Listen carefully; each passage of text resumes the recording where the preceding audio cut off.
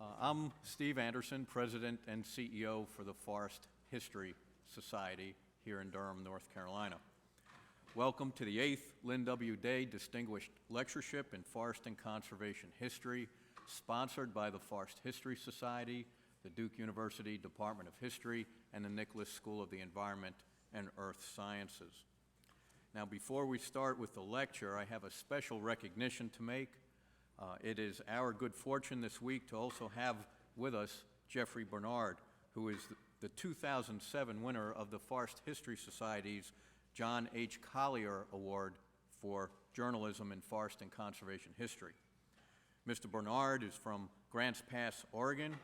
He is the Southern Oregon correspondent for the Associated Press, having worked with the AP since 1983. He is responsible for stories and photos of general interest in Southern Oregon with a particular focus on the environment. He was named the first AP State Environmental Writer in 2003. His long-standing areas of coverage include salmon restoration, forest management, Klamath Basin water issues, and commercial fishing. Jeff received a BA in History from the University of California at Berkeley in 1972 and an MS in Journalism from Boston University in 1976. The award is given collaboratively with the Institutes for Journalism in Natural Resources, or IJNR, at which he attended the IJNR Institutes on Northwest Issues in 1999 and on Fires in 2001. Jeff is visiting the Society as part of his award this week, and Jeff, if you'd please come up and be recognized. Thank you.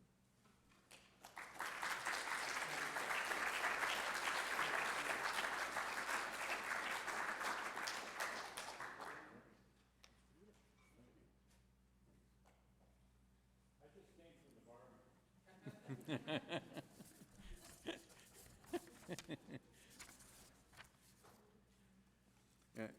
His one stipulation was to have some North Carolina barbecue when he came. Now, the Distinguished Lectureship seeks to recognize a scholar or leader in natural resources that is shaping our understanding of human history and environmental change. In addition to being serious scholarship, the lectureships aim to be accessible to a broad audience on unique and provocative topics and philosophies. They all consider elements of the moral challenge of living sustainably on the earth. Information about the previous lectures given by noted environmental historians William Cronin, Stephen Pine, John McNeil, David Foster, Donald Worster, Patricia Limerick, and Char Miller can be found on the Forest History Society's website at www.foresthistory.org. Now, the lectureship was named for Lynn Weyerhaeuser Day, a longtime supporter of the Forest History Society. She was committed to forest conservation, environmental issues, human welfare, and international development. She firmly believed that the lessons of history can help us ask better questions, questions that will in turn lead to better decisions now and in the future. This lecture has been approved for 1 hour of CFE credit by the Society of American Foresters, and it has been approved for 1 credit towards the North Carolina Environmental Education Certificate Program. For the SAF, CFE, you can pick up a notice up in the back, and along with some information about the Forest History Society, and a copy of our most recent magazine, Forest History Today. And please join us for the reception in the Hall of Science following the lecture. Our speaker today is Dr. Jenny Price, and her talk is entitled Remaking American Environmentalism on the Banks of the LA River. Dr. Price is a Guggenheim Fellow. She is a writer and environmental historian who is best known for her thought-provoking 1999 collection of essays, Flight Maps, Adventures with Nature in Modern America. In it, she argues that the romanticized American notion of nature as a pure and separate last best place puts too great an emphasis on wilderness preservation and not enough emphasis on the sustainable and equitable use of urban resources and environments. The book's central essay, A Brief Natural History of the Plastic Pink Flamingo, traces the evolution of public perceptions about nature since the ornaments first appeared in 1957 in the Sears Roebuck catalog at $2.76 a pair. Her critically acclaimed essays on urban environmentalism have appeared in the New York Times, the Los Angeles Times, the Washington Post, and Audubon. Dr. Price's 1985 undergraduate degree is from Princeton, where she majored in biology. And she received her PhD in history from Yale University in 1998. Much of Price's recent writings have focused on environmental issues in the Los Angeles area, including the restoration of the 51-mile-long concrete-lined Los Angeles River, which she uses as a vibrant model for a new environmentalism and the subject of her talk today. It is our honor to have her with us. Please help me welcome Dr. Jenny Price.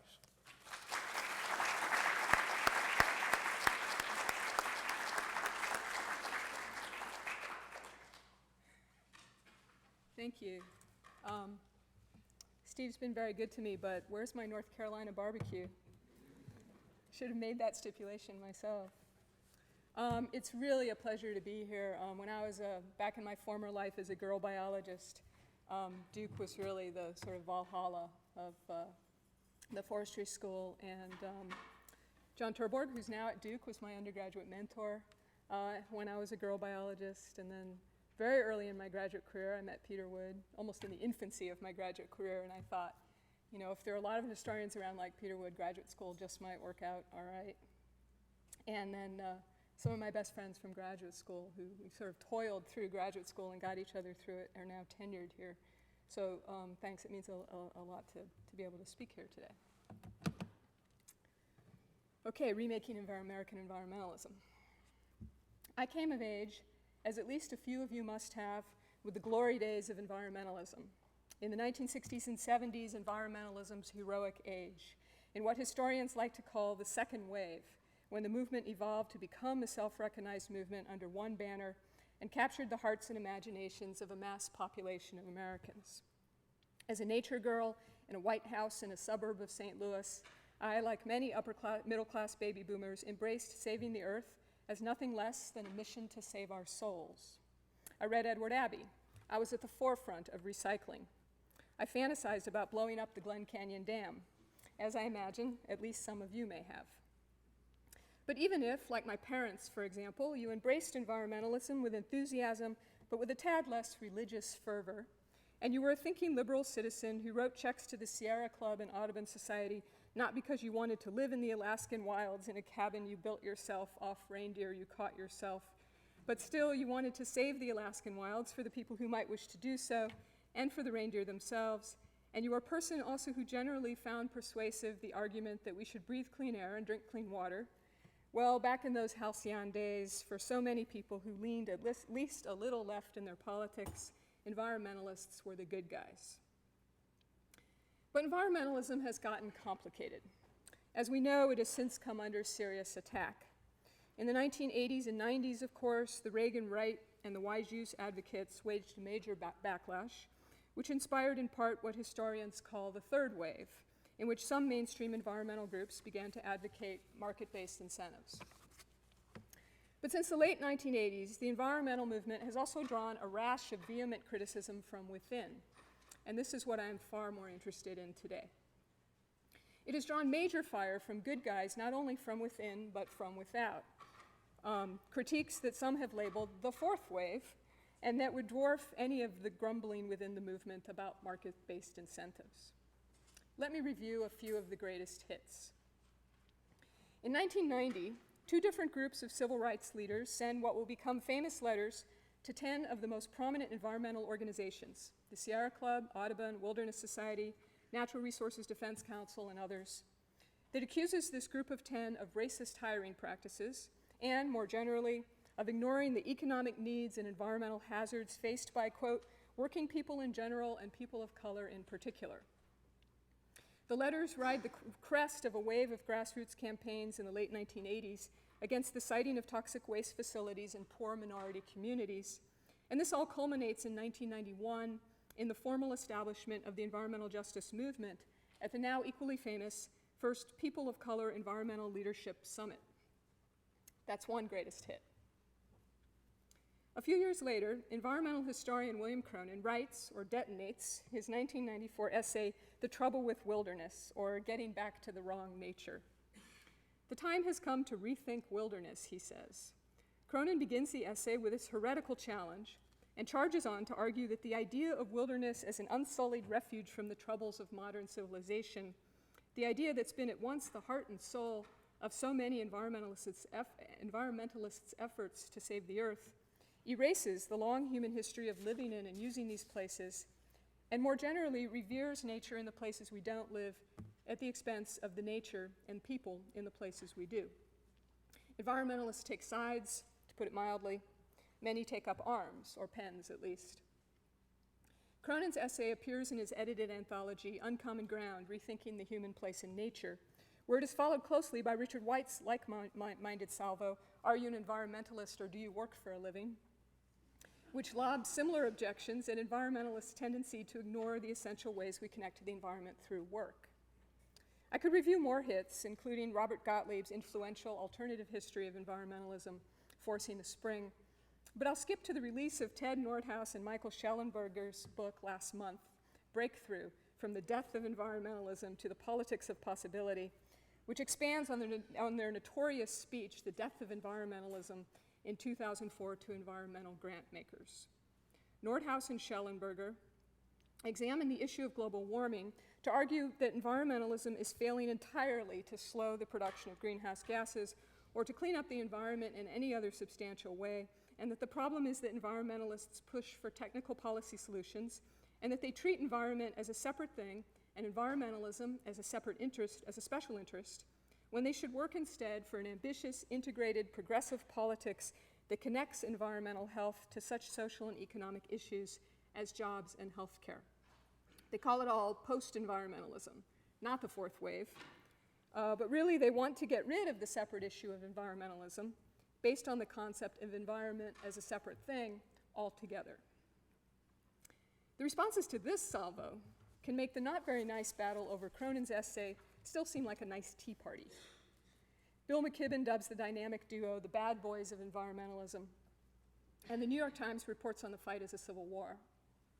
The Grist website reprints the piece, Gribbs dubs the duo the Reapers, and publishes a forum which they call Don't Fear the Reapers, with responses from a dozen environmental leaders in which environmental justice leaders criticize the Reapers for still not paying enough attention to racism, and mainstream leaders, led angrily by the Sierra Club's Carl Pope, claim that environmentalists are alive and well, thank you, and still making excellent progress on saving the environment. It all sounds a bit like the classic Monty Python Dead Parrot Pet Shop sketch, with the Reapers claiming the parrot they bought is dead, passed on, no more, has ceased to be, and the defending environmentalists saying, it's not dead, it's just resting, and the Reapers pointing out that the parrot's feet have in fact been nailed to the perch. Environmentalism in some has taken some very serious hits. Many of its most familiar and cherished icons have come under a veil of suspicion.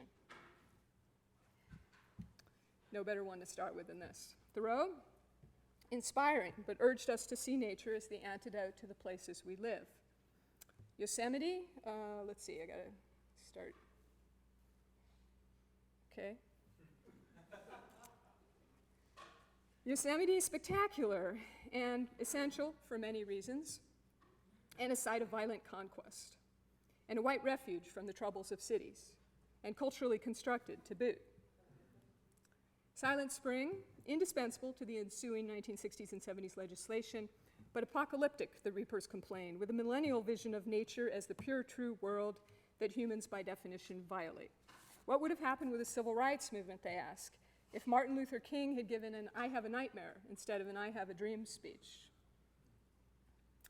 Ditto for the Cuyahoga River fire in Cleveland in 1769, and the Exxon Valdez spill in Alaska in 1989.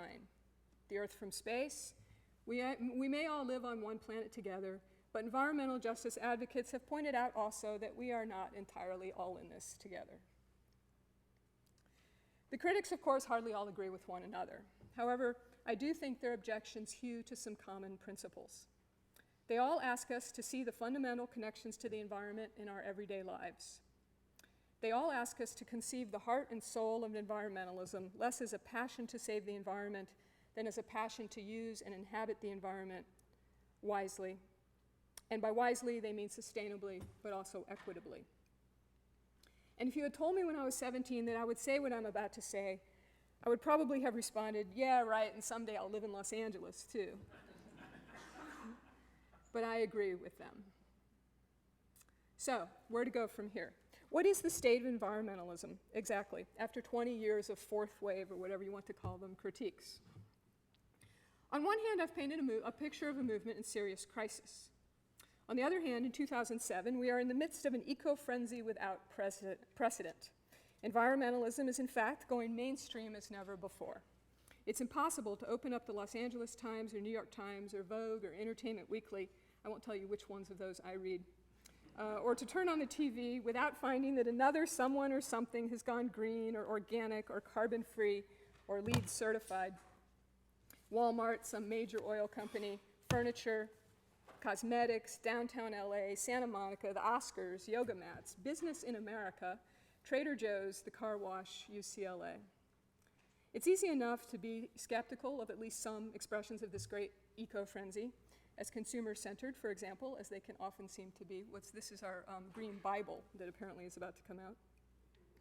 When the trumpeted hybrid luxury SUVs get worse mileage than my old Toyota wagon, or some Hollywood icon switches to compact fluorescent light bulbs in all 5 houses, well, I'll let you decide, but it's safe to say a few things.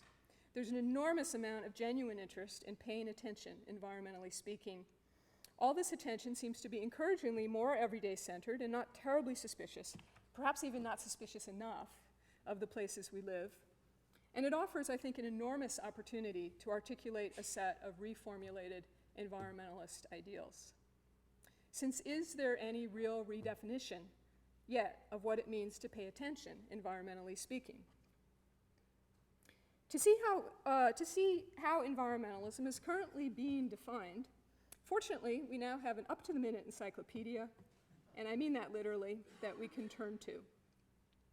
Environmentalism.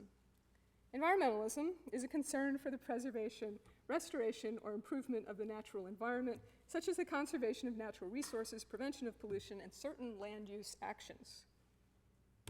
If that seems imprecise or unsatisfying, there's also a definition for the environmental movement, which apparently is not the same thing, but a diverse scientific, social, and political movement for addressing the concerns of environmentalism, centered around ecology, health, and human rights. Or you might try the environmental entry for the environmental movement in the United States, which apparently is distinct from the first two and is represented by non-governmental organizations or NGOs. Let's check out the entry for the conservation movement, which is said to, quote, differ from environmentalism in that it aims to preserve natural resources expressly for their continued sustainable use by humans, a definition that might make more sense if Wikipedia had made it in the 1920s.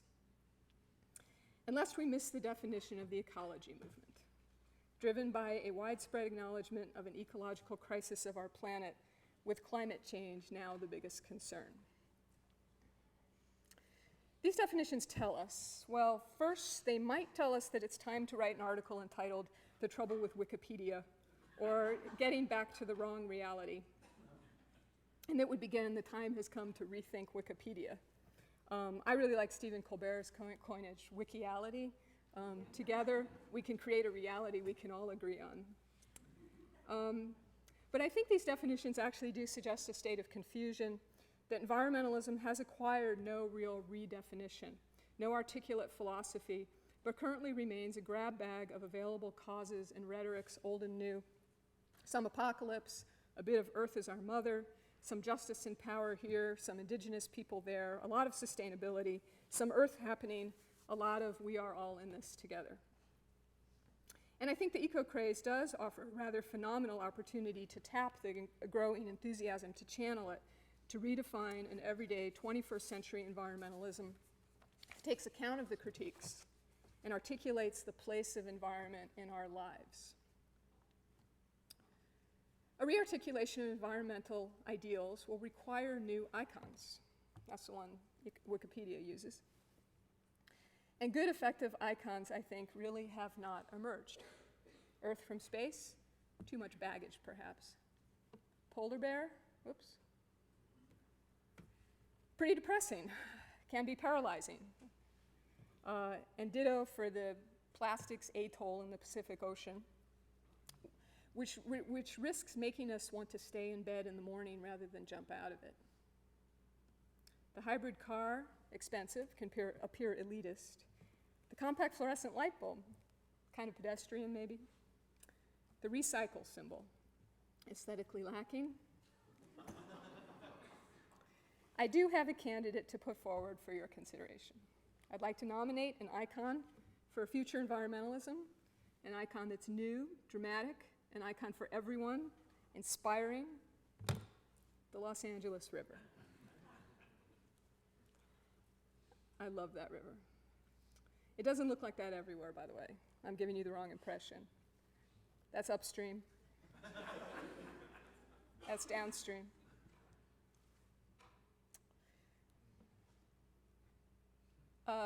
Angelino should, I think, really love this kind of icon. It has a drive-through option.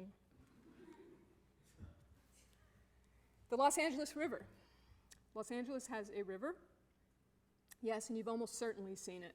It's that big sewer-like thing, the site of the famous drag race scene in Greece, and of the scene in Terminator 2 where Schwarzenegger flees on a motorcycle from a liquid metal alien driving a tractor trailer. It is, as David Letterman has said, the last two-lane river left in North America. A joke, a laughingstock, so unriver-like that people in LA who drive over it every day cannot say exactly where it is. It's the most degraded river in American city, and it's the most famous forgotten river in the United States. And since 2000, the campaign to bring it back to life has quickly become the most ambitious, well-funded, and widely supported vision to revitalize the quality and equality of life in Los Angeles. And for those of you who know Los Angeles, that's a very big goal indeed. And what's happening on the banks of the LA River, I think, responds to the 20 years of critiques of environmentalism and offers us an articulation of our once and future environmentalism. I just want to show you where the river is. Oh, that's inspiring. Okay. For those of you who know Los Angeles, see, I forgot to get a pointer. Well, do I have a pointer to someone? That's okay. It's kind of hard to do it from down here, but see that green up there? Those are the sort of on the left up top. Those are the Santa Monica Mountains, and the river runs basically from that west side all the way along, east-west, along the edge of the Santa Monica Mountains, turns right at the northeast edge of Griffith Park, goes down, passes through the east side of downtown, goes into the industrial part of LA and down through these very poor communities in South LA and out to Long Beach. It drains all major portions of all three of LA's mountain ranges, and the Los Angeles River Basin it's a very big place if you want to build a city. It's a very, very small place for all the drainage that it gets, which leads to severe flooding problems, and that's going to be very important in this story. I'm going to talk about the history of the river for just a little bit, so I just want to give you a few more, just something to hang on to here. The pretty pictures are coming, but I'm not going to give them to you just yet. Think that's possible? In the annals of environmental history, environmentalism and the LA River have not often shared the same sentence or the same book. To argue why the LA River should be an icon for the future of environmentalism, I think it's useful to begin by reading its meaning into the past. In other words, in the history of environmentalism, we've identified certain people and places and events as especially meaningful. The first national park, the Hetch Hetchy battle, Silent Spring. These are hardly the only events in the history of our encounters with nature, but we've singled them out and identified them as milestones in the efforts to articulate the environmental ideals that we hold ourselves. So what was going on the LA River in 1890, say, when John Muir celebrated the designation of Yosemite as a national park? And how can the history of the LA River, our once and future icon, speak to the future of environmentalism? I'll take about 10 minutes to recount this history, and I need to cover a couple hundred years. So to tell this whirlwind history, I'll pin the history of the LA River to 5 key iconic moments in the history of environmentalism. Key moment number 1.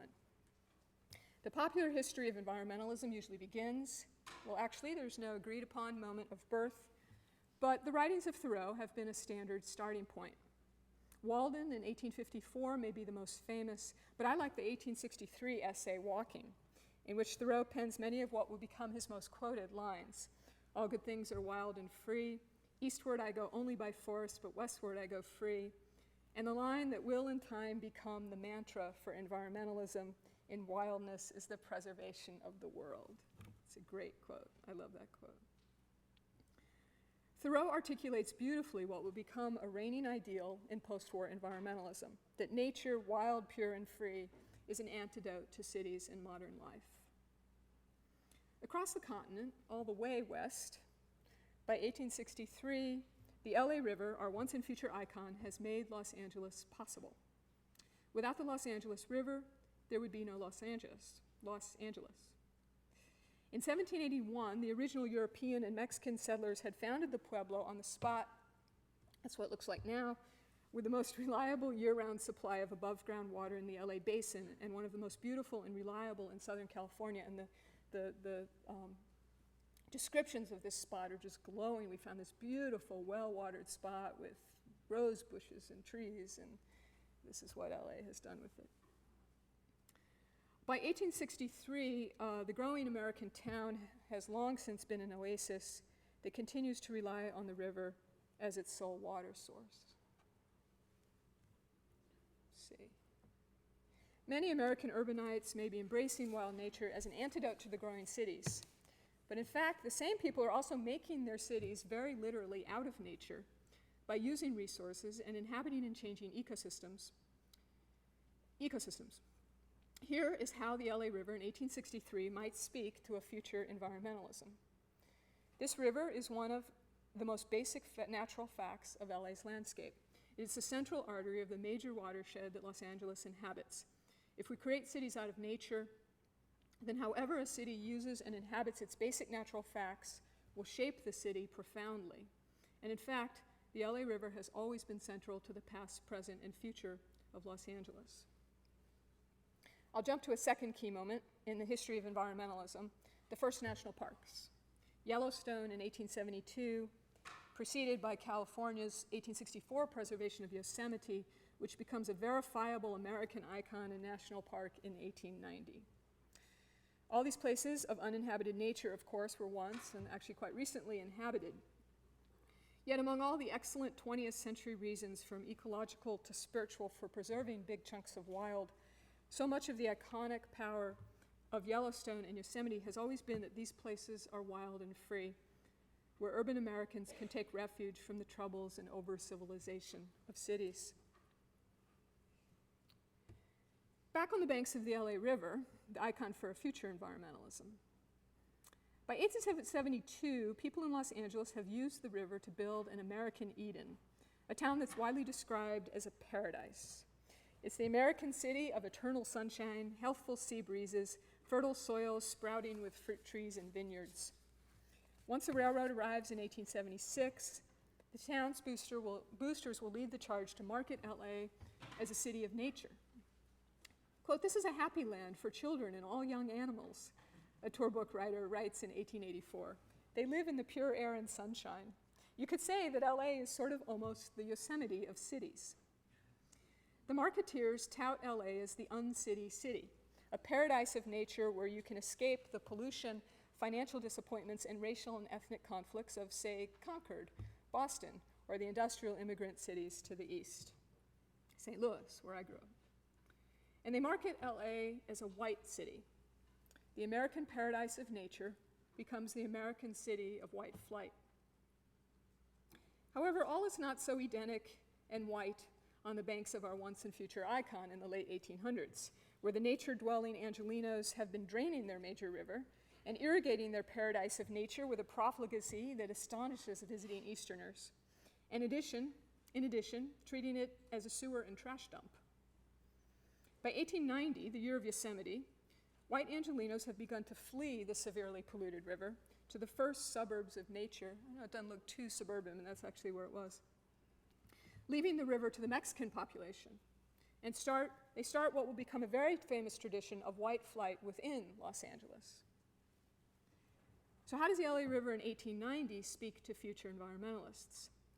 Well, defining a place's nature and seeking refuge in nature have both often meant the expulsion or exclusion of other less powerful people. And it's often meant fleeing rather than dealing with a city's and one's own unsustainable use of nature, and leaving the less powerful to suffer the worst consequences.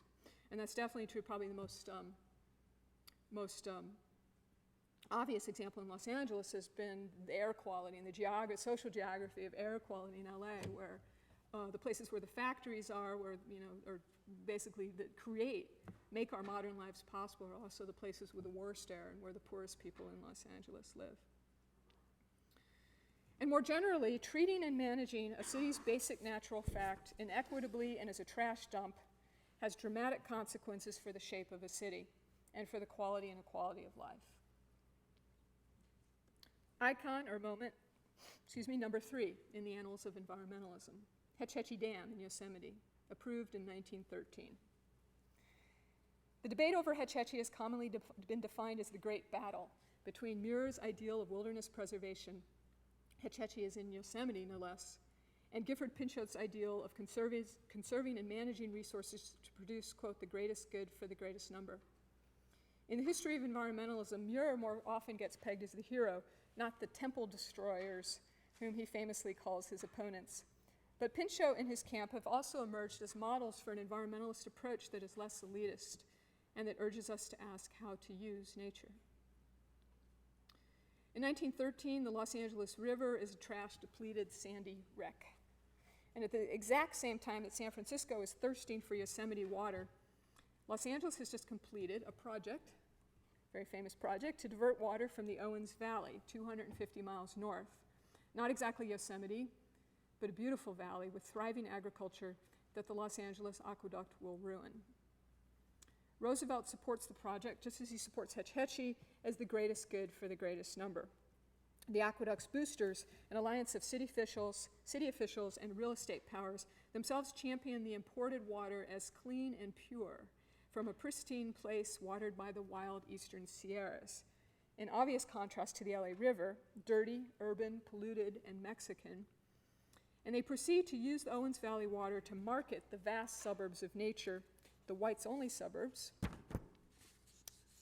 they develop in the San Fernando Valley, where the aqueduct delivers its water to the city.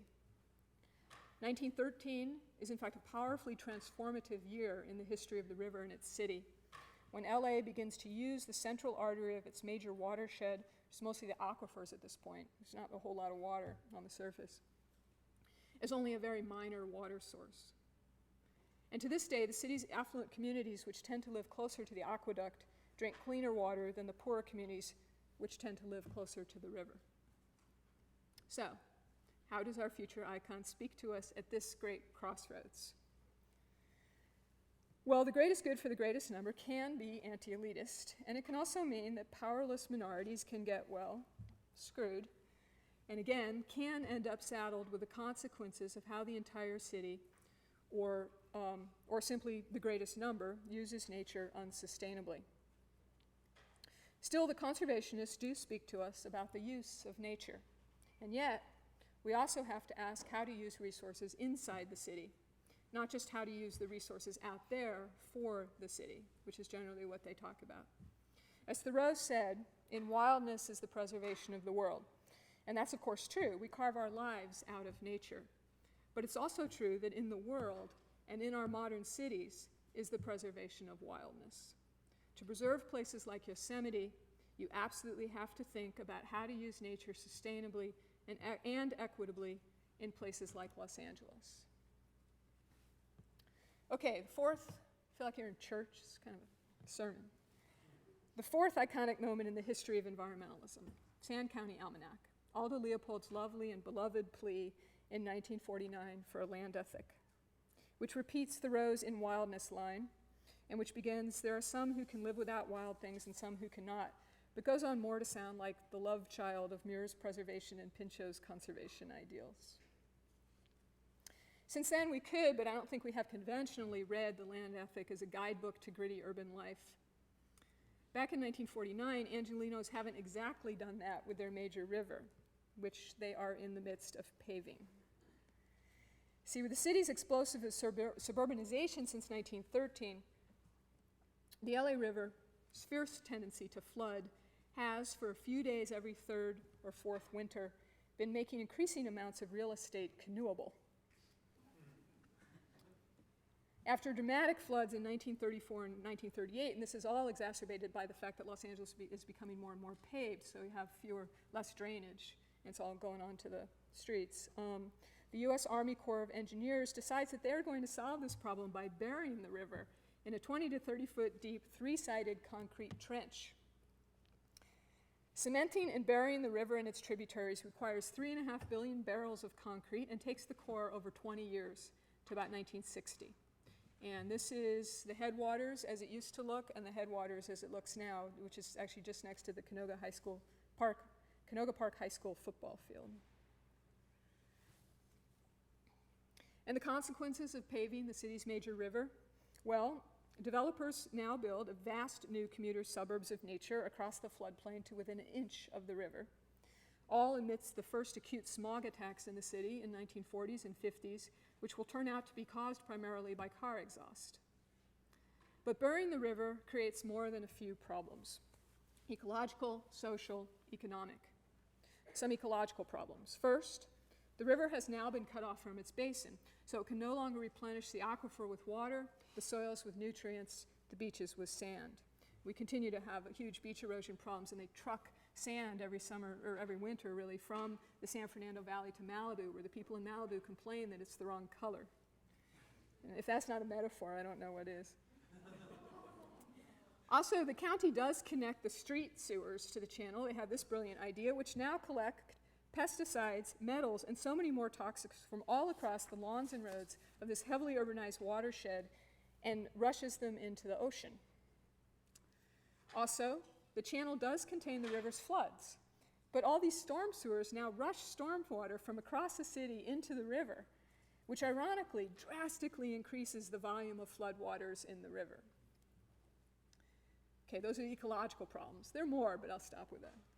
Social problems. In 1949, the city of private lawns is the major American city with the least public park space per capita. This has been true for decades, since the early 20th century. And the poorest neighborhoods with little private greenery in many cases have almost none of the public green space. The neighborhood parks that are so essential to health, to air and water quality, to recreation, to community. And in the 1940s, LA removes every iota, every leaf, every tree, every bush of greenery from the river and its banks, and turns which is the most logical site for green space in the entire LA basin, and turns this 51-mile river into a concrete scar through some of the city's poorest areas. And economic problems. LA now uses the storm sewers and the new channel to rush as much rainfall as possible, as fast as possible, to the sea. So here's how LA now manages its water, that critical resources in a semi-arid Mediterranean basin. It is not a desert. I wish people in Los Angeles would be forced every morning when they wake up to say, we do not live in a desert. It is not a desert, but it is a semi-arid place. So here's how it manages the water. It uses the rainfall it gets from the sky for free to water the ocean, and then spends enormous amounts of money and currently a quarter of its energy budget to import water from distant watersheds all across the West at great great ecological cost to those watersheds. In sum, how does the LA River, our icon to be, speak to us in 1949? How LA treats this basic natural fact continues to profoundly shape the city. And paving the major artery of the watershed is in fact deeply implicated in LA's increasingly notorious troubles.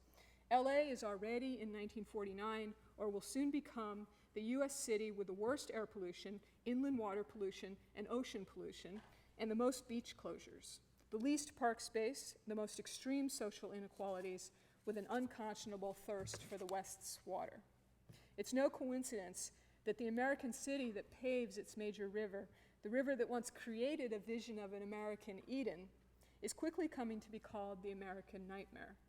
LA, you could say, has become the city that most suffers the consequences of embracing nature as an antidote to cities, and of the American penchant for loving wild nature too much and the nature we use too little. The sixth and last icon in the history of environmentalism. Whoops. Oh, I missed a few here. Okay. There's the storm sewers. Oh, I got so excited. Oh. Did you see Silent Spring? Because it's very hard to go backwards. You saw it, right? Yeah. Okay. Just remember that. The sixth and last icon in the history of environmentalism is Silent Spring in 1962, a parable of crisis and of impending apocalypse that helps launch modern environmentalism, which will bring us such essential milestones as the Wilderness Act of 1964 and the regulatory acts of the 1970s, as well as a great many iconic moments of the Earth in crisis, including the twin disasters of the Cuyahoga River fire and here the Santa Barbara oil spill in 1969. Google Images is really incredible. By 1962, LA seems to epitomize the crisis that environmentalists are telling us is at hand. The black skies, the fouled ocean, the endless pavement.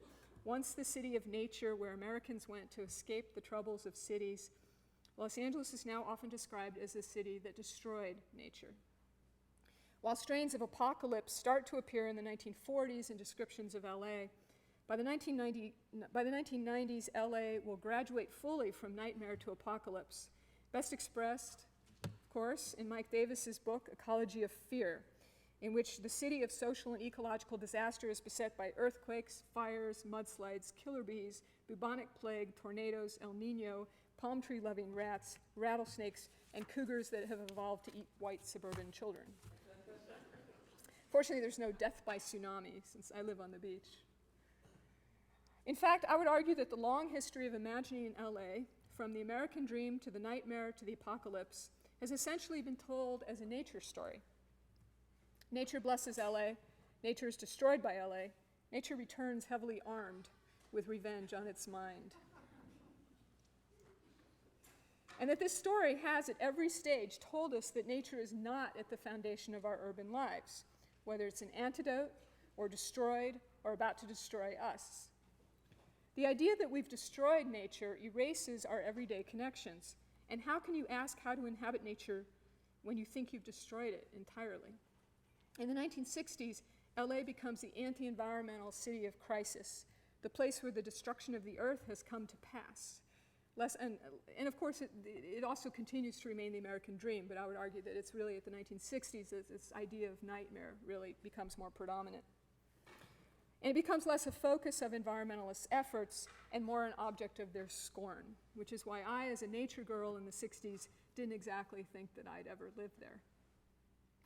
And the LA River? What LA River? The birth of the environmental movement in the early 1960s is exactly when the Corps finishes the paving job and Angelenos begin to forget that the river even exists. People who do know what the channel is say the river's been destroyed, and not that we've inhabited it a bit unwisely. Los Angeles has a river. For me, the meaning in 1962 of this perfect future icon is that people no longer see the river. And the environmentalist narrative that we're destroying nature isn't helping. The river, in fact, remains central to basic watershed processes in the LA basin and is deeply implicated in most of Los Angeles' social and environmental troubles. And yet Angelenos have, I lost it on my screen. And yet Angelenos have lost their 51-mile river in plain sight and can't see the daily connections to their lives. Los Angeles has a river. Our once and future icon has become the apotheosis of the failure to see nature in cities and of the havoc that this failure inevitably creates. How come I lost it on my screen?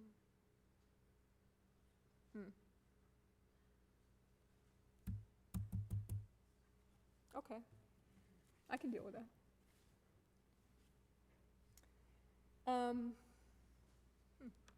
Any ideas, Steve? It's just, all right, I'll just look. That's whirlwind history of the LA River to the present. And people continue to say LA has a river, and also, is there nature in LA? I get that a lot as someone who writes about nature in LA. I get that a lot, like literally about 9 out of 10 times that I tell people what I write about. But meanwhile, from the late 1980s, I can tell a parallel history of revitalization on the river that can articulate ideas for future environmentalism.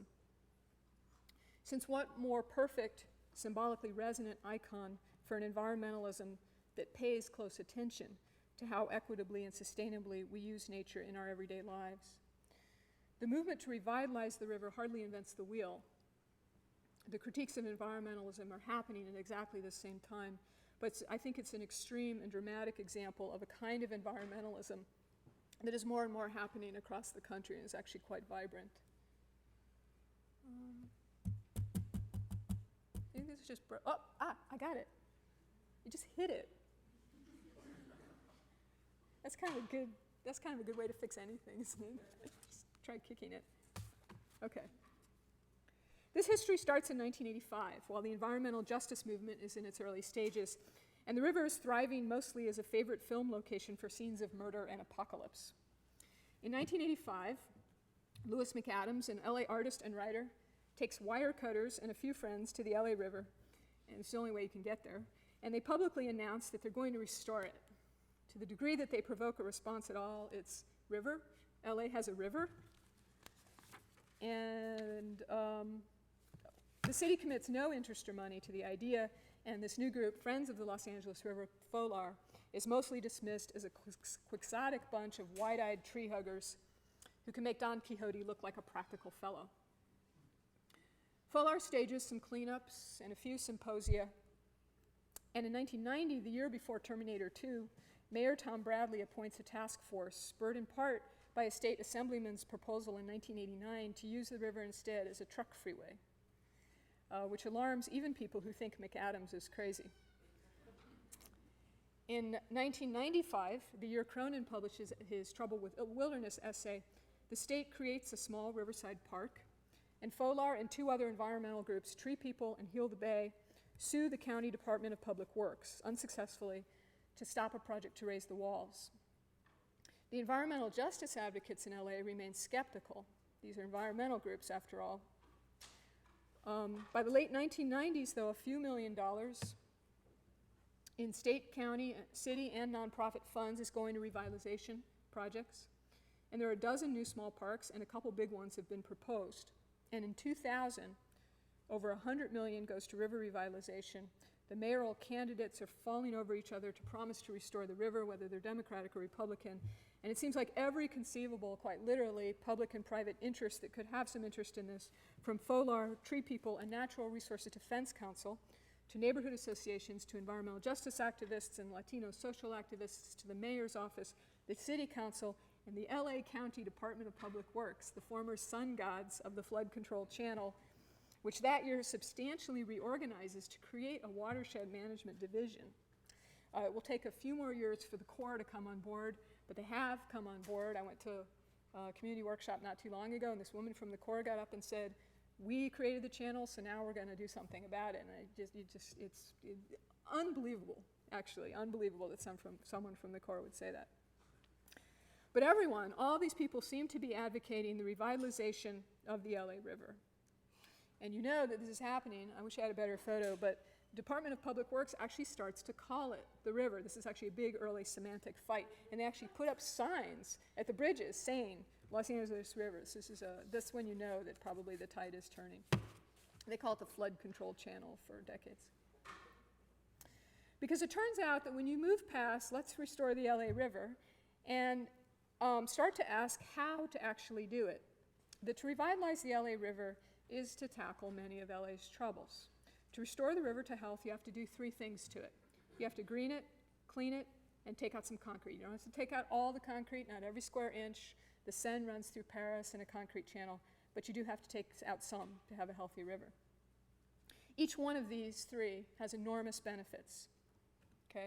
To green the river, the revitalization advocates have begun to create a 51-mile greenway that would serve as the logical backbone for a county-wide network of greenways and bikeways, and this is actually starting to happen as well, through some of LA's bleakest, poorest, most heavily non-white, and most park-deprived neighborhoods. A vision that has come to appeal enormously and has been articulated substantially by social and environmental justice activists. To clean the river, you have to similarly clean up a toxic eyesore in these neighborhoods. More broadly, you really have to look at where the pollutants are coming from that are running through the city's storm sewers. These are enormous quantity and diversity of toxics across a heavily urbanized 834 square mile watershed.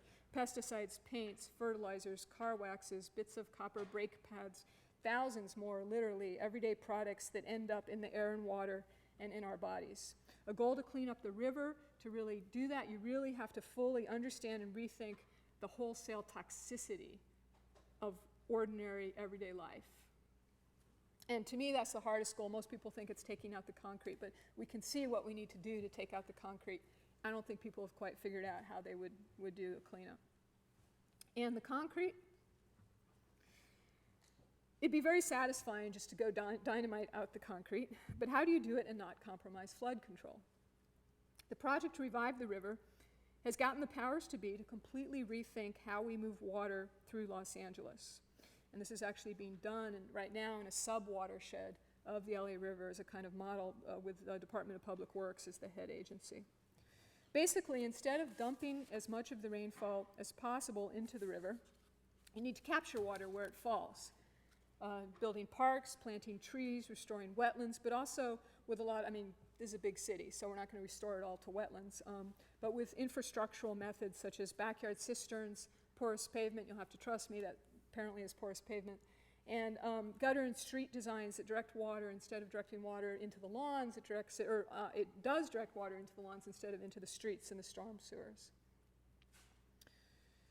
You can use the captured water, say in your cisterns, to say water your lawn, or you can let it sink into the aquifer. And as water sinks into the aquifer, minerals bind it up and basically it self-cleans as it goes down through the soil. To control the reduced floodwaters, you can divert them into detention basins that themselves can double as parks and wetlands. And if you move water like that through LA, which is what this long-term 30 to 40-year project aims to do, you get flood control, cleaner water and cleaner air, neighborhood parks, wetlands, wildlife habitat, and you maximize local water supplies. So depaving the river could potentially change how water moves through the West, including through the Wild West. In sum, by the late 1990s, this is one of the new bikeways, people were beginning to conclude that to grapple successfully with LA's social and environmental troubles, to address the quality and equality of life in this megalopolis, you absolutely have to bring the city's major river and the central artery of its watershed back to life.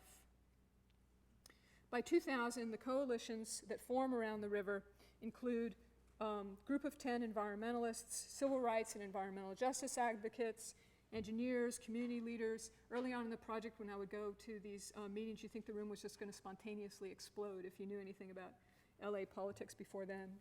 But these are all forming coalitions. Politicos from every sector of LA. And by 2004, when the Reapers pronounced the death of environmentalism, and I think this will be a hallmark of a successful environmentalism in the future, the mainstream environmentalists and environmental justice groups have become harder to tell apart, and the environmentalists have become social activists, and the social activists have become environmentalists, and the engineers have become environmentalists, and the environmentalists have become engineers. Not that everyone agrees, far from it. After a moment of consensus around 2000, when everyone agrees it must be done, exactly how becomes a source of disagreements. How to build parks, what riverside development should look like, how much concrete can come out. The revitalized river will be a product of compromise and negotiation. And I think another environmental ideal that this project argues for is that how exactly we should live in nature has better and worse answers, but nature itself dictates better but no correct answers. And it is the absolute precondition of passion for and commitment to this project that no one is seeking perfection. This is Los Angeles, for Christ's sake. And I think that there are few more apt places than LA for understanding that the process of living in nature, however sustainably and equitably you negotiate and compromise to do it, is messy, imperfect, and forever unsolved. Don't they look happy? That's our last stop. I give tours of the river and talk about all this. I just want to show you, before I conclude, some images of some of the ongoing and future projects that are happening right now. The biggest projects are mostly still on paper, though that's just about to change. Started off with some little small parks, which were quite interestingly done and really catalytic. They've always, this project was started by an artist, was first envisioned by an artist, and art has always really remained central, which I think has been great because they've always really kept in mind that in order to revitalize the river, the city has to reimagine the river, and artists have always been central to that. This new bikeway, one of the entrance gates to one of the new little parks. There's a project to paint cat faces on the storm sewers.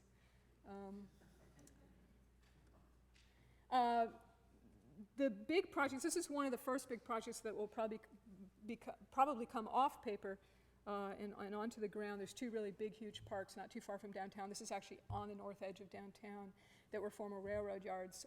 And it's a long story, huge, big, intense fights with developers actually to get these, but really watershed, so to speak, moments in rethinking Los Angeles in general, not just the river.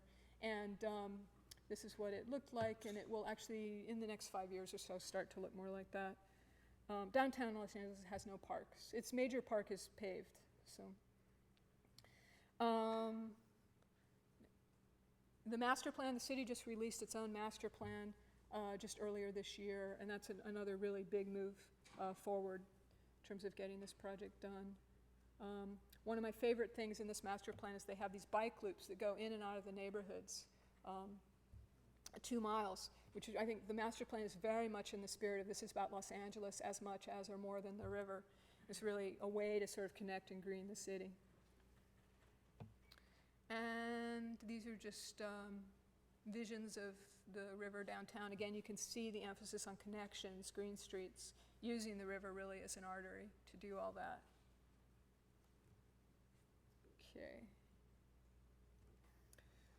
So finally, what are the environmental ideals that are playing out on the LA River? And what should we call this environmentalism? Post-environmentalism, the fourth wave, post-post-environmentalism, post-wave environmentalism, the nth wave. Lewis McAdams says he's an infrastructuralist, e-power. I'm not sure I care that much. I'm happy with environmentalism. But I don't agree with the Reapers that we should jettison the word and category altogether, because I think that applying new definitions to the words people know is more effective than creating a new language. To use the Reaper's own metaphor, what if Martin Luther King had avoided the words freedom and rights rather than trying to articulate them in new ways? So I'll take nominations for what to call it. But a 21st century environmentalism should emphasize, I think, as its fundamental principle, not that we save or destroy nature, but that we inhabit nature for better and worse. It pays a great deal of attention to how we inhabit nature in cities, where most of us live, and tells us that the quality and equality of life in the places we make our homes depends fundamentally on how sustainably and equitably we use, move, change, manage, and preserve nature. It puts all this activity at the center of economic life, so that being an environmentalist means being one in the course of producing and consuming wealth much more than in the course of giving money away. And this environmentalism locates its heart and soul in sustainable, equitable, economic and social systems more than in individual personal virtue. And LA River-inspired environmentalism appreciates and understands the tremendous ecological significance of wildness, but does not embrace it as a way to escape rather than to deal with how to use nature, which leaves other people facing the consequences. It emphasizes that we may all be in this together, but we are not all in this together. and makes clear the connections between socioeconomic and environmental inequities and between using nature equitably and using it sustainably. It emphasizes compromise and negotiation and process over solutions. It is less apocalyptic than alarmed, less religiously dogmatic than pragmatic and full-souled and wholehearted, less utopian than optimistic. It connects and even muddles the connections between preservation and conservation. It proclaims that in wildness is the preservation of the world, and it celebrates that in the world is clearly the preservation of wildness. This 21st century environmentalism, with the LA River as icon, argues for a world in which channeling and managing a flood-prone river can be an environmentalist thing to do, but that it depends on how sustainably and fairly you negotiate to do it. On the banks of the LA River, a once and future environmentalism takes joy in wild nature, and it is an environmentalism that takes joy in our everyday connections, and our joy in wild nature is informed by the joy of using nature well. Thank you.